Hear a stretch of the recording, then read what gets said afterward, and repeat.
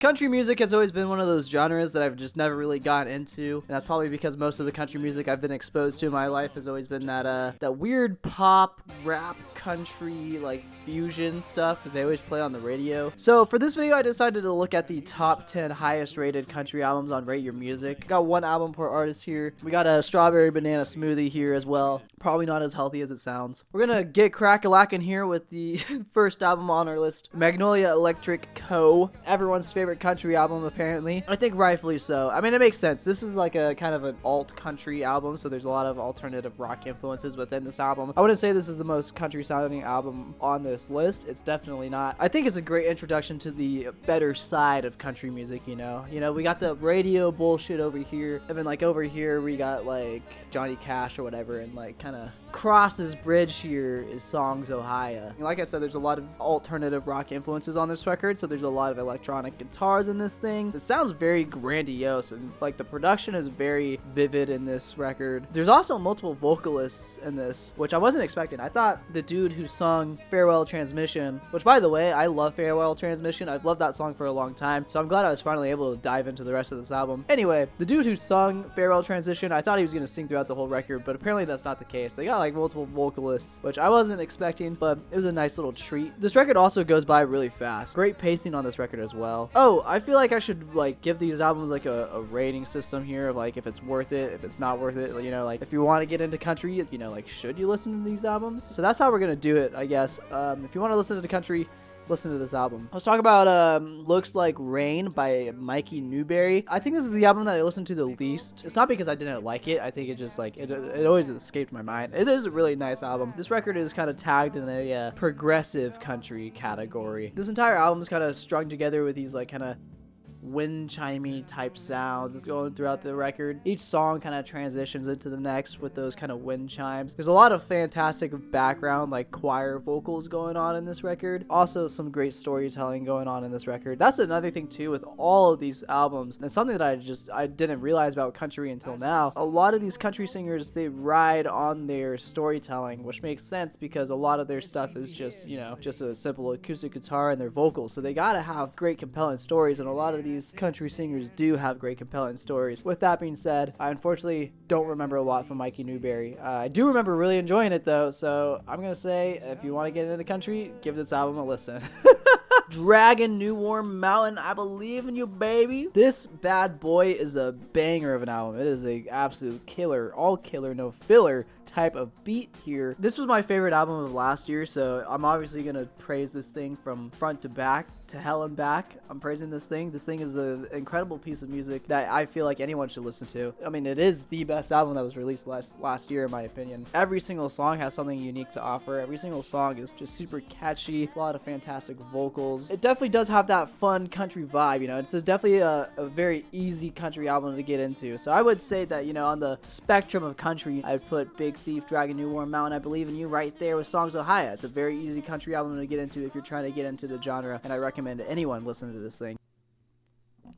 Really sucking down this smoothie here. We're gonna talk about John Prine. I say this is the album that I connected to the least. I don't know, it's a little harder for me to get into. It's fun. I mean, I enjoy it. I mean, this one has like that classic kind of like country twang to it, like it's just the guitar. You got this guy's vocals. He's got that very southern accent. I'm not a big fan of the vocals. I can get through the album. I actually do enjoy parts of the album a lot. Illegal Smile is a very funny song. Talk about how like all of his friends are like insurance salesmen. He's living a tough life and stuff like that. But I think his whole metaphor with the illegal smile is like he's smoking weed or something like that. I mean, I wouldn't say the vocals are like really that off-putting to me. I just think in terms of country albums, I don't think this is going to be something that I'm going to come back to ever. Am I going to tell you guys to listen to this? I'm probably not going to tell you to listen to this. Gunfighter Ballads and Trail Songs. This is another classic country album. I mean, I'm sure you guys have heard of the song Big Iron, Big Iron, Big Iron. The storytelling throughout this entire entire record is fantastic. This is a very Western feeling album, you know. This is an album that makes me want to jump into the middle of a saloon, pound a couple beers, challenge some dude to a Western standoff. There's a lot of songs on this thing that kind of have stories about those like kind of Western towns and going in and shooting people. This song has a really, really interesting story about this guy who has this girl, and this girl leaves him for this other guy, and then so he goes to a saloon and he finds the girl and the guy, so he shoots the girl and shoots the guy and he gets hung. It's that type of vibe, you know. There's like some love songs in there, there's some like cowboy songs in there, really just getting a guitar and some storytelling. At the heart of it, that's really what country music's all about, you know. As I'm realizing, as I've gone through all these albums multiple times, country music is all about, you know, just a dude and his guitar singing a song about a cool story, you know, and shooting somebody. There's a lot of songs about all these albums that have to do with shooting people, you know, because they're cowboys. This song also has one of the coolest melodies. The melody in this chorus, it amazes me every time I hear it. This is a fun album. If you're trying to get into the more classic style of country, you know, if you want to go deeper down the rabbit hole, this might be the next step for you. I don't know. This isn't a guide to country music. I'm just kind of giving you my opinions on these. But this is a good album to listen to, definitely.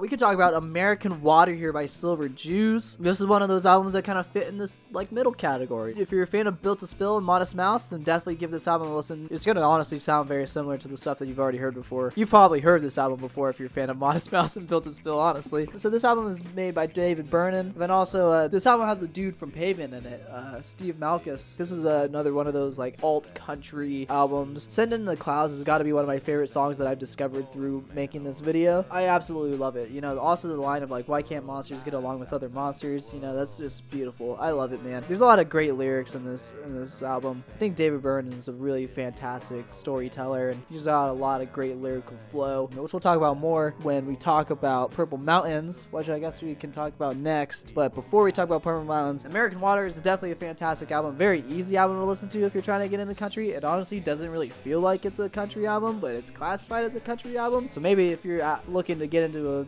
more country music, this is where you should start. I don't know. Like I said, this isn't a guide.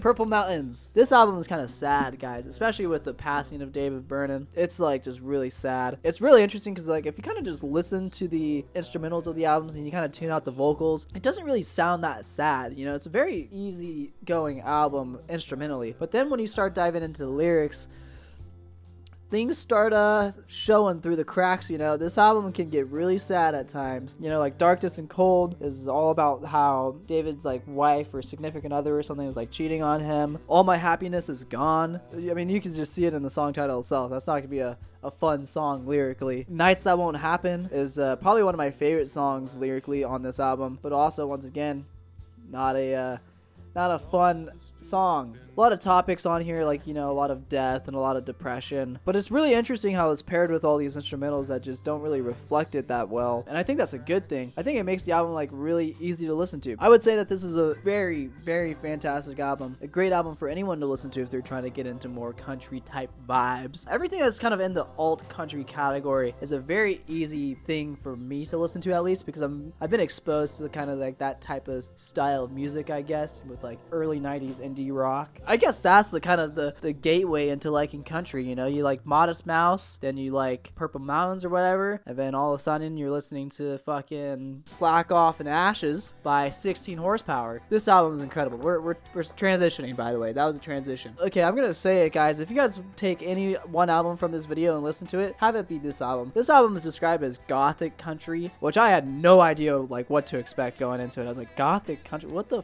fuck does that even mean? And then I listened to this album, and then it made a lot of sense. I mean, I would describe this album as like, you're in like a western town, you know, you got the gunfights, they're hanging people or whatever, you know, it's like a western town with all these cowboys and crime and criminals, and there's also, for some reason, witch trials going on, and maybe some vampires are there, but it's all very dark, and it's all very cloudy. Everyone's like fucking holding candles. That's like the sound and the vibe of this album, and it's super sick. This album's got a lot of great electric guitars. There's also an accordion that makes an appearance a lot in this record that's super fun to listen to. There's a lot of songs on Slack Off and Ashes that is really fun to just like sing along to. You know, Black Soul Choir, dude, man, if I was in a Western pub and that song came on and I had all my Western homies with me and we're all just like chugging down Western beers and we're singing Black Soul Choir, you know, that would be a grand old time in the Western Saloon. So on our country spectrum here, you know, I would say it's kind of more in the middle here of like the alt country and like the tough country, you know, it's kind of like right there. Townes Van Zandt.